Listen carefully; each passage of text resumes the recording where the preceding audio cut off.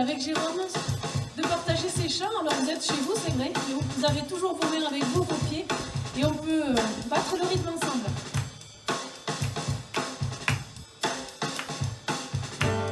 Allez avec nous.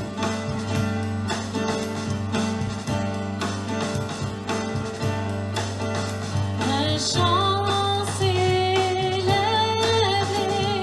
Dieu se tourne vers toi, se tourne vers toi. L'espoir renaît, que soupire après toi, oui après toi. En te voyant, nous retrouvons la force de vie. Quand nous sommes en ta présence, nos craintes fuient, elles s'enfuient. Hosanna,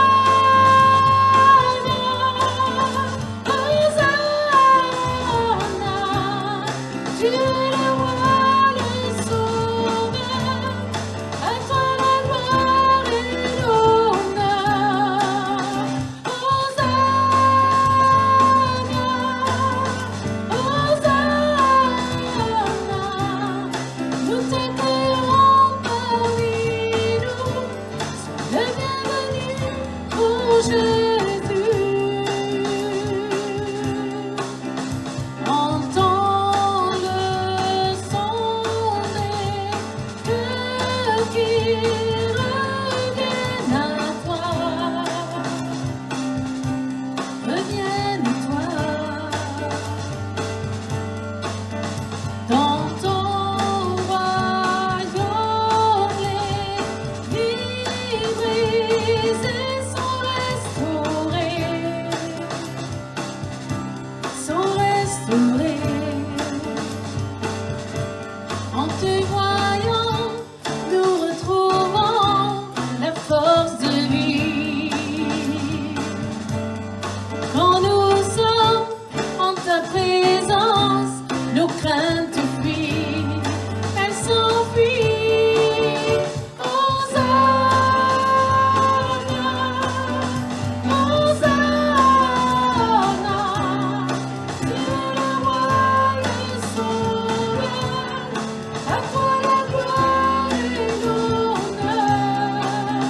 Hosanna, Hosanna, nous t'accueillons parmi nous, sois le bienvenu, ô Jésus. Hosanna,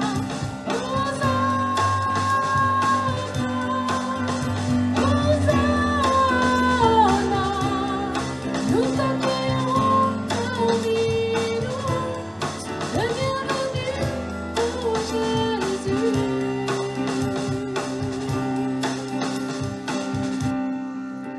Oui, sois le bienvenu parmi nous, Seigneur, ce matin. Nous voulons ensemble l'élever, le magnifier. Lui seul en est digne. Il a tout accompli à la croix et il n'est pas resté là. 3 jours après, il est ressuscité, il est vivant. Et c'est lui que nous voulons honorer dans ces moments.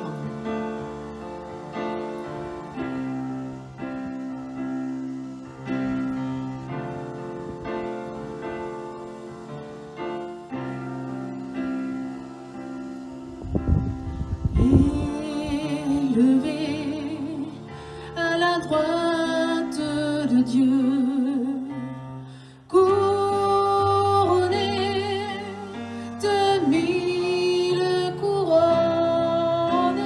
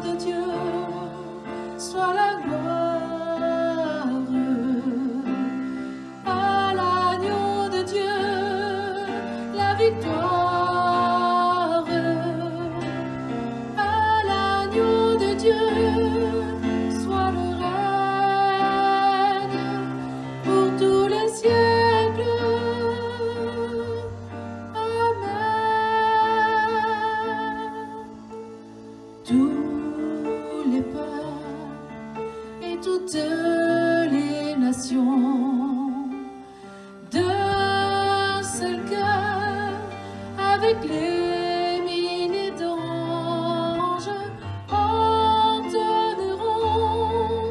en l'honneur de son nom ce chant de gloire avec force et louange à l'agneau de Dieu soit la gloire,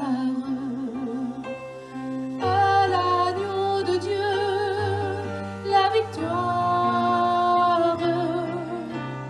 à l'agneau de Dieu soit le règne pour tous les siècles. Amen.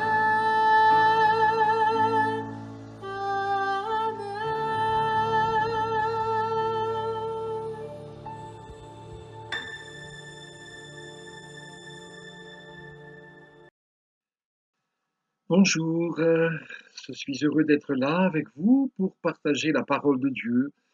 La parole de Dieu, c'est toujours quelque chose de bon, quelque chose qui nous réconforte, qui nous éclaire, qui nous aide à aller de l'avant. Mais c'est Dieu qui nous l'a donné, cette parole, parce qu'il nous connaît et parce qu'il sait ce dont nous avons besoin exactement dans tous les domaines et à chaque instant et dans toutes nos circonstances.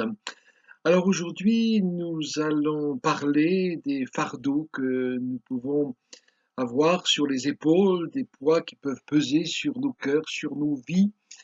Et bien sûr, c'est quelque chose d'encourageant parce que là encore, Dieu nous dit ce qui se passe en nous et il nous dit comment être secouru dans ce besoin particulier. Venez à moi, vous tous qui êtes fatigués et chargés, et je vous donnerai du repos. Nous connaissons pour la plupart cette parole de Jésus qui se trouve dans l'évangile de Matthieu, chapitre 11 et au verset 28. Alors, voyons d'abord quels sont nos fardeaux que nous pouvons déposer aux pieds du Seigneur, puisque le Seigneur dit « Venez à moi, vous tous qui êtes fatigués et chargés ». C'est vers lui que nous sommes appelés à aller. Il peut s'agir de fardeaux qui sont mis sur nous par d'autres personnes ou par la vie, tout simplement. Dans l'évangile de Matthieu, chapitre 23, verset 4, il est dit « il est question des pharisiens, ils lient des fardeaux pesants et les mettent sur les épaules des hommes, et eux-mêmes ne remuent pas le petit doigt pour les en décharger. » Et c'est vrai qu'il y a des moments où nous sommes accablés par les circonstances, où nous sommes accablés par l'attitude des autres, par le rejet que nous ressentons, qui n'est pas toujours peut-être justifié, cette sensation, mais en tout cas, c'est terrible de se trouver dans comme sous un carcan, sans l'avoir cherché et sans savoir comment nous en dépatouiller. Mais il peut y avoir aussi des fardeaux que nous-mêmes nous avons placés sur nos épaules. C'est par notre faute, c'est par un choix délibéré, même si cette conséquence n'était pas prévue, prévisible par notre intelligence. Dans le livre de la Genèse, au chapitre 49 et au verset 15, il s'agit des bénédictions prophétiques de Jacob à ses 12 fils. Et quand il est question d'Issachar, il est dit qu'il courbe son épaule sous le fardeau. Et même après, il s'assujettit à un tribut. Il courbe son épaule sous le fardeau. C'est vrai qu'il y a des fardeaux, des choses pesantes que peut-être nous aurions pu éviter. Euh, nous sommes volontairement mis dans des situations qui sont difficiles et là encore on se dit mais comment nous en sortir? Alors je voudrais pas trop, c'est le cas de le dire, m'appesantir sur ces fardeaux parce que c'est plutôt négatif, mais il faut reconnaître les choses telles qu'elles sont, donc être réaliste. Mais parler maintenant de l'intervention de Dieu dans nos fardeaux, les poids que nous pouvons porter, qui peuvent peser sur nos vies. Il y a son secours qui nous est assuré, qui nous est promis. Livre d'Ésaïe, chapitre 10, verset 27, il y a l'Assyrien qui devait mettre de lourds fardeaux sur les enfants d'Israël, et le Seigneur dit, en ce jour, son fardeau, donc l'Assyrien, celui de l'Assyrien sera ôté de dessus ton épaule, et son joug de dessus ton cou. Les difficultés ne sont pas faites pour durer toujours. C'est vrai que nous en aurons toujours, tant que nous serons ici-bas. Mais le Seigneur étant un Dieu d'amour, un Dieu qui ne permet pas que nous soyons éprouvés au-delà de nos forces, il prépare ce jour où le fardeau est ôté de nos épaules, où nous nous sentons bien. Vous savez, comme une bonne douche après avoir transpiré, après avoir plongé les mains dans le cambouis peut-être, et on se sent propre, on se sent bien. Bien, le Seigneur veut enlever ce fardeau. Bien sûr, le premier fardeau qu'il veut enlever, c'est celui du péché. Et tous ceux qui en ont fait l'expérience peuvent rendre ce témoignage. C'est comme si un poids énorme était parti de nos épaules. Et c'est ce que le Seigneur veut faire avec vous si vous lui demandez d'enlever ce fardeau du péché, si vous vous repentez et croyez dans son salut acquis pour vous sur la croix du Calvaire. Il a fallu que Jésus donne sa vie pour cela. Et le Seigneur prépare donc un jour où ce fardeau qui est peut-être le vôtre aujourd'hui va être enlevé de votre épaule. Croyez-le et ne vous découragez pas. Et puis justement, il est montré dans le psaume 81, verset 7, et c'est comme cela que je l'interprète, que cette délivrance, cette libération a été déjà accomplie à la croix. Parce que dans ce psaume, il est écrit, c'est le Seigneur qui parle, j'ai déchargé son épaule du fardeau. Quelque part, ce serait une faute de français parce que on devrait dire j'ai déchargé le fardeau de son épaule. Mais moi, ça me fait me dire que le fardeau, Jésus s'en est déjà chargé à la croix. Et aujourd'hui, c'est notre épaule dont il veut se charger.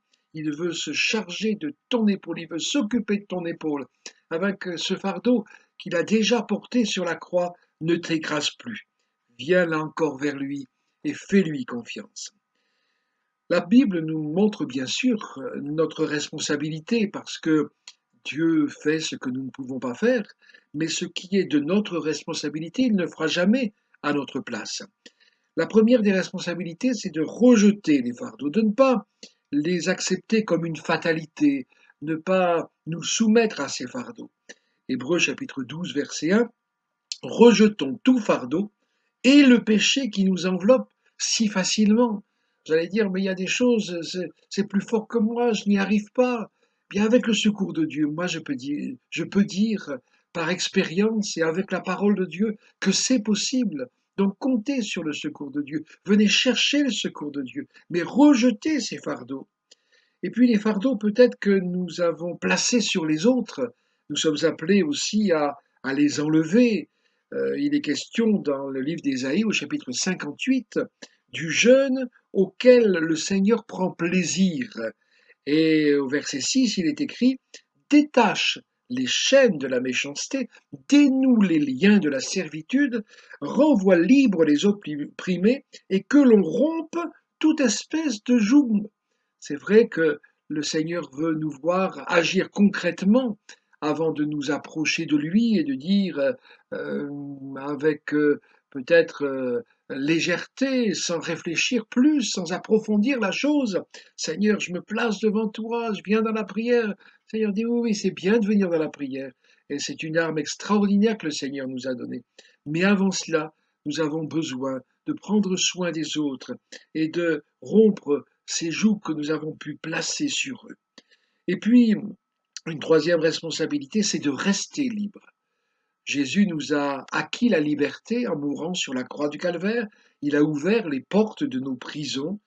Mais dans le livre des Galates, au chapitre 5 et au verset 1, l'apôtre Paul dit quelque chose d'important. C'est pour la liberté que Christ nous a affranchis. Demeurez donc fermes et ne vous laissez pas mettre de nouveau sous le joug de la servitude. Ne retombez pas dans un légalisme quelconque. Ne laissez pas les autres vous dire que votre foi dans la perfection du sacrifice de Jésus ne suffit pas. Ne laissez pas quoi que ce soit ni qui que ce soit vous placer comme de nouveau sous la servitude. Jouissez de cette liberté acquise à la croix et continuez à en profiter pleinement. Alors il y a un joug que Jésus, lui, nous invite à porter. Matthieu chapitre 11, versets 29 et 30, la suite de notre verset de départ. Prenez mon joug sur vous et recevez mes instructions. Car je suis doux et humble de cœur, et vous trouverez du repos pour vos âmes, car mon joug est doux et mon fardeau léger. C'est formidable de savoir que le Seigneur veut se mettre sous le même joug que nous, mais un joug aisé, un fardeau léger. Il vient vivre les choses avec nous. Vous savez, le joug, c'est cette pièce de bois qui permet d'atteler deux animaux pour qu'ils tracent un sillon, par exemple. Et sur notre sillon, sur notre chemin de la vie, il arrive que tout seul, ça soit bien difficile, bien pénible, bien impossible même. Alors le Seigneur se propose de se mettre avec nous sous le même joug, de quelque part de s'atteler avec nous, nous de nous atteler avec lui, afin que le sillon puisse être tracé selon ses plans pour nous mener vers le meilleur. Prenez mon joug sur vous et vous trouverez du repos pour vos âmes. Parfois nous trimons, nous bataillons, nous essayons de nous en sortir nous-mêmes et nous n'y parvenons pas. Et non seulement nous nous fatiguons physiquement, mais surtout moralement et parfois même spirituellement. Donc mettons-nous sous le joug de Jésus et nous n'aurons plus à ployer sous tous ces fardeaux que le Seigneur a vaincus à la croix. Et puis, il nous montre aussi certains fardeaux que nous avons à porter. Bien sûr, portez les fardeaux les uns des autres, nous dit l'Épître aux Galates, chapitre 6, verset 2, et vous accomplirez ainsi la loi de Christ. Bien sûr, nous ne sommes pas toujours capables d'aider les autres, de les aider à porter leurs fardeaux, mais nous pouvons les aider à venir vers Jésus et à se décharger sur lui de tous leurs fardeaux. Donc, prenons soin des autres aussi. Certains diront, mais moi j'ai assez de mes propres fardeaux sans m'occuper des autres. Mais si nous nous occupons des autres, le Seigneur s'occupera de nous aussi, sans négliger de prier pour nous-mêmes, mais aidons les autres, encourageons-les à venir à la croix où tout a été accompli. Et puis enfin, je terminais par une parole extraordinaire, extraordinaire qui peut paraître un peu difficile à accepter parce que on dit quand même l'apôtre Paul, il va fort. 2 Corinthiens chapitre 4, versets 17 et 18, il dit « Car nos légères afflictions du moment présent produisent pour nous, au-delà de toute mesure, un poids éternel de gloire, parce que nous regardons non point aux choses visibles, mais à celles qui sont invisibles, car les choses visibles sont passagères et les invisibles sont éternelles. » Seigneur, ce poids-là, ce fardeau-là, un poids de gloire, c'est magnifique et c'est vrai que je serais heureux de m'en charger dans l'éternité avec toi, un poids éternel de gloire. Encouragez-vous, laissez-vous encourager par la parole de Dieu. Venez vers le Seigneur et laissez-le prendre soin de vous et de tous les fardeaux qui peuvent peser sur vous. Amen. Prions ensemble. Seigneur, merci pour ta parole, pour tes encouragements, pour tes directives. Aide-nous à accomplir notre part et aide-nous surtout à croire en toi, à croire que tout a vraiment été accompli sur la croix, que tu nous décharges maintenant, tu décharges notre épaule de nos fardeaux, ces fardeaux dont tu t'es chargé pour qu'ils ne nous écrasent plus. Merci de nous aider à te laisser prendre soin de nous, de notre épaule, de nos cœurs surtout, sur lesquels pèsent souvent tant de choses difficiles. Ah Seigneur, bénis tous mes bien-aimés, et à toi seul revient toute la gloire. Amen. Oui, que le Seigneur vous bénisse, et à bientôt